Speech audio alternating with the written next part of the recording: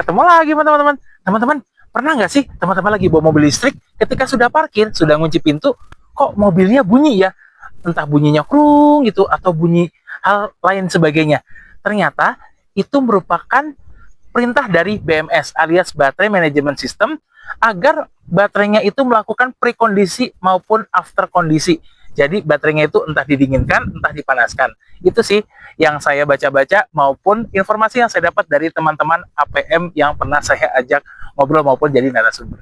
Follow terus Survei 23 untuk tahu informasi selanjutnya tentang mobil, hasil uji kendaraan, konsep produk, cerita tentang mobil, dan lain sebagainya. Terima kasih sudah menonton, sampai jumpa di video berikutnya. Dadah!